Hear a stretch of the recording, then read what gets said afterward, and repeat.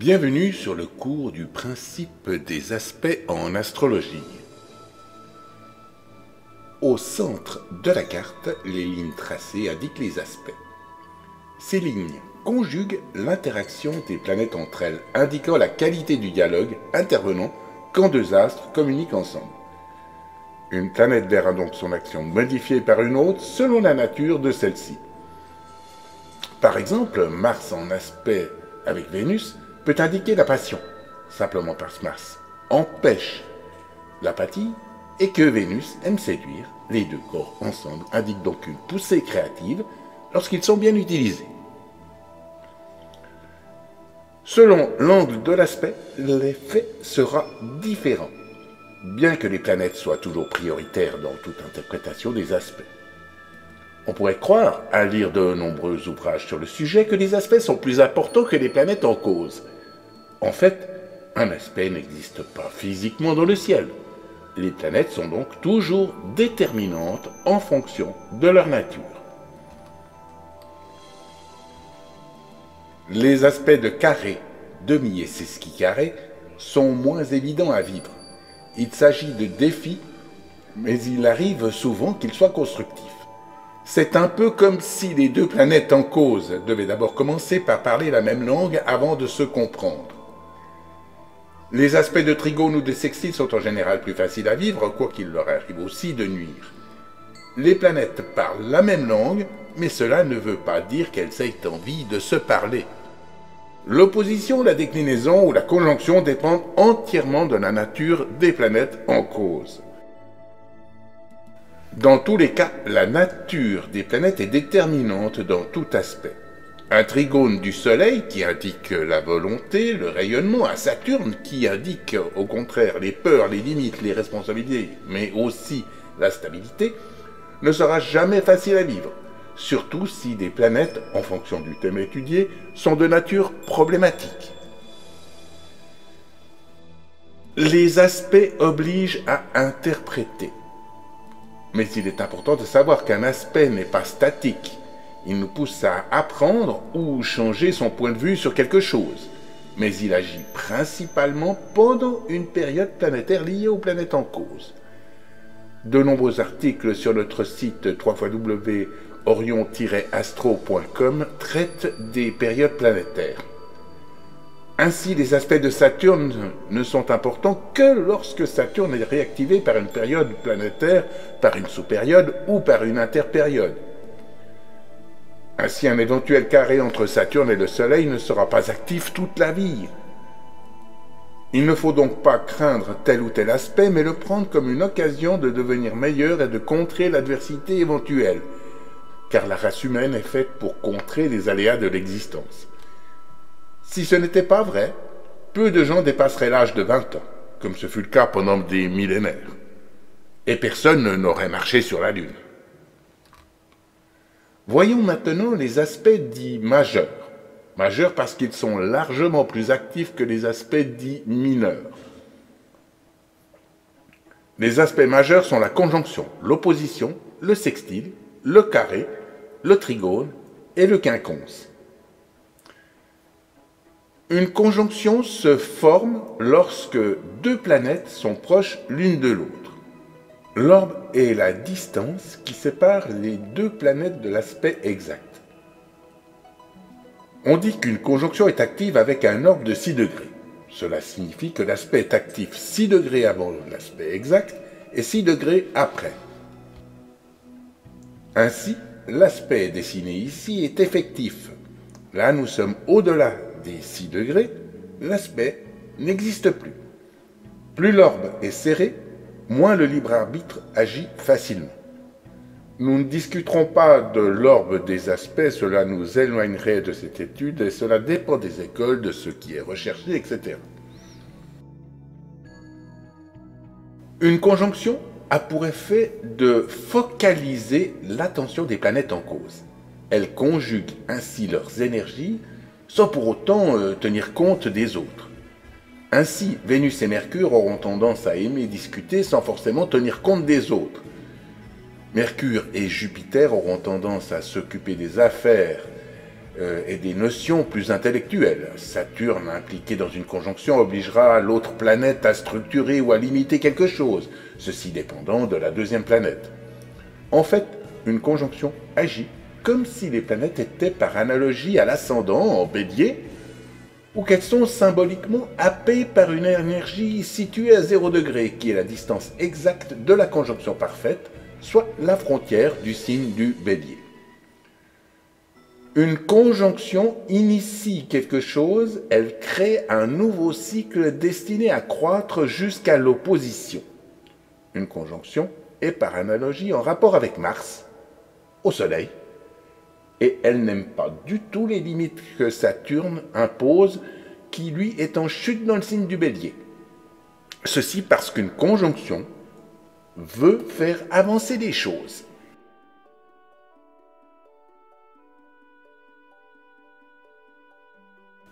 L'aspect suivant, le sextile, se forme lorsque deux planètes sont situées à 60 degrés l'une de l'autre.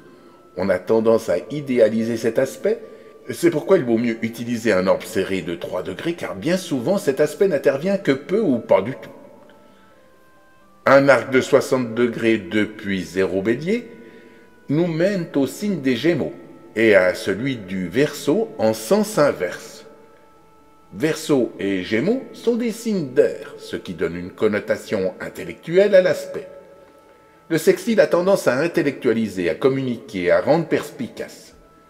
Ainsi, quand il y a de nombreux sextiles sur une carte du ciel, l'individu a tendance à être curieux, à s'intéresser à plein de choses, à communiquer, à échanger, etc. Si l'aspect de conjonction ne tient pas compte des autres, au contraire, le sextile, lui, a tendance à partager les idées. Un carré se forme lorsque deux planètes sont idéalement situées à 90 degrés l'une de l'autre.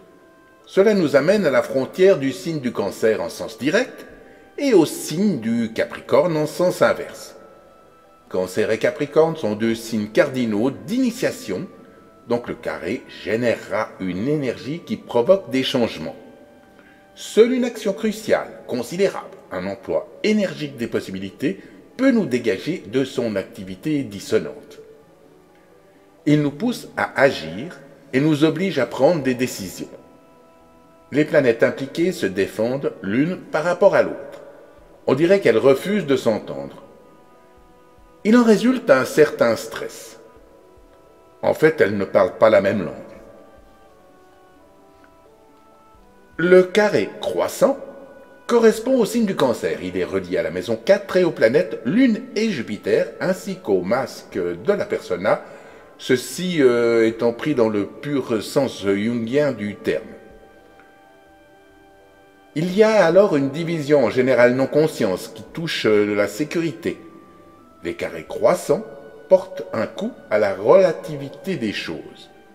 On résiste souvent en plaçant des oppositions et des défenses qui ne font qu'exposer encore plus notre sécurité.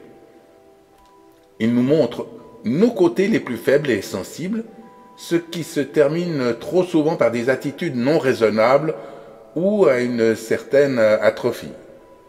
Mal utilisés, ils deviennent des béquilles psychologiques. Le carré décroissant correspond, lui, au signe du Capricorne. Il est relié à la maison 10 et aux planètes Saturne et Mars. Les stress de ce carré proviennent des contraintes nées des responsabilités extérieures. L'individu peut ressentir un manque ou un vide en soi. La peur des conséquences peut aller jusqu'à l'entraver. Parfois, il s'agit d'une lutte pour sa liberté, contre les éléments extérieurs qui essayent de le contrôler. Une certaine frustration peut alors intervenir, car il sait ce qu'il veut, et ce qu'il veut ne va pas plaire à tout le monde. Il y aura de toute façon des contrariétés. Les carrés poussent à satisfaire ses projets et à aller jusqu'au bout.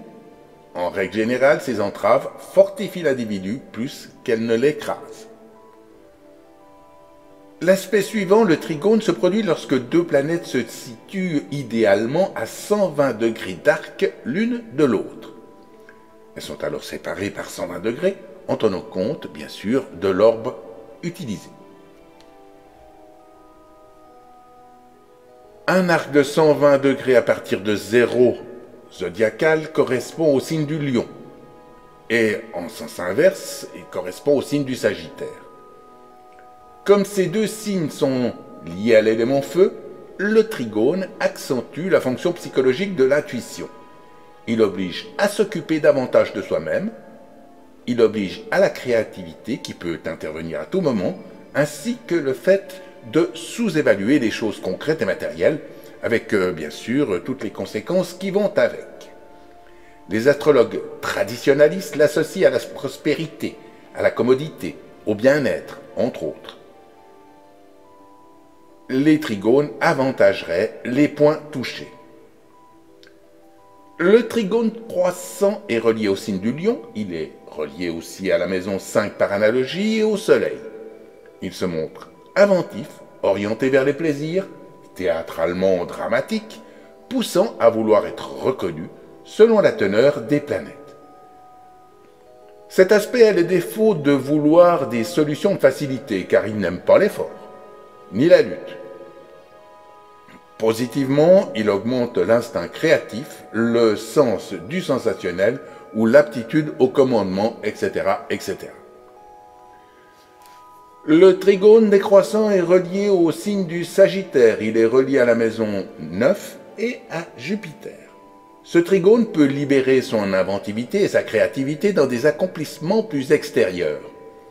Il est moins individualiste que le trigone croissant. Il apporte de la joie de vivre et des concepts abstraits peuvent être résolus naturellement avec beaucoup d'intuition.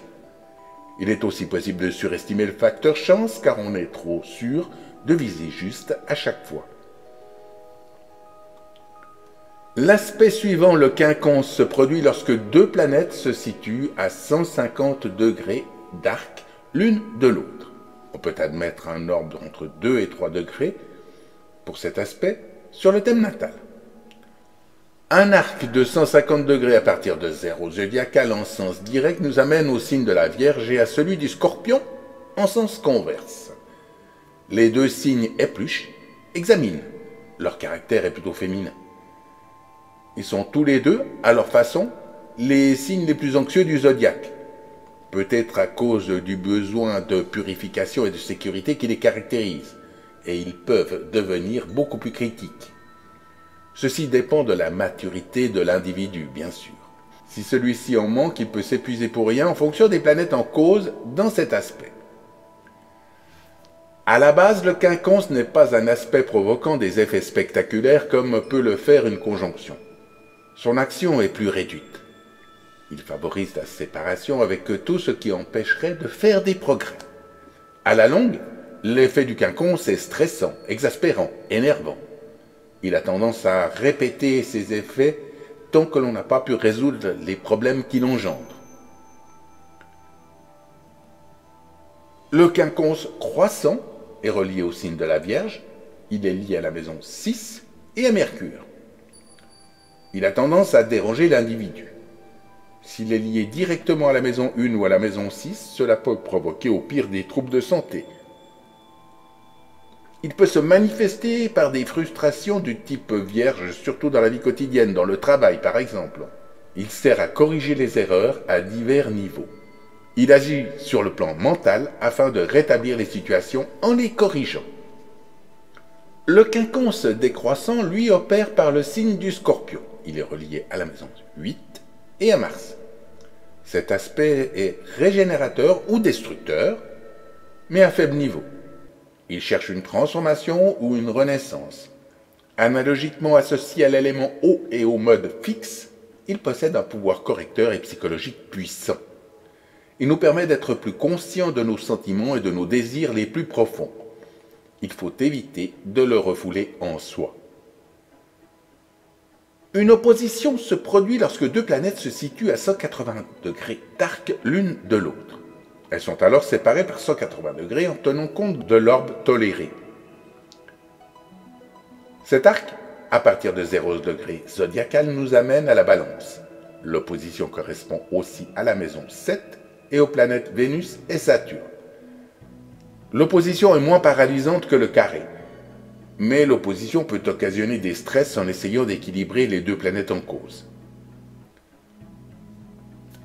L'action de Saturne, car Saturne est exalté dans le signe analogique la Balance, en rapport avec l'opposition, l'action de Saturne se montre parfois limitative et stressant, où on réussit un arrangement acceptable parce que les exigences réciproques des deux planètes sont satisfaites et s'adaptent alors l'une à l'autre, où il en résulte un manque de constance, un manque de cohésion et un désaccord. L'équilibre entre les deux planètes reste parfois précaire. Négativement, nous avons tendance à projeter sur un plan psychologique le contenu des planètes sur une personne représentant ce besoin. L'opposition nous apprend à partager, à être et à rester en harmonie, à offrir et à recevoir.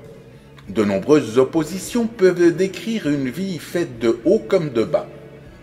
Les contacts interpersonnels permettent aux oppositions de mieux fonctionner. Maintenant, une chose peu connue en astrologie, la force des aspects dépend des planètes en cause.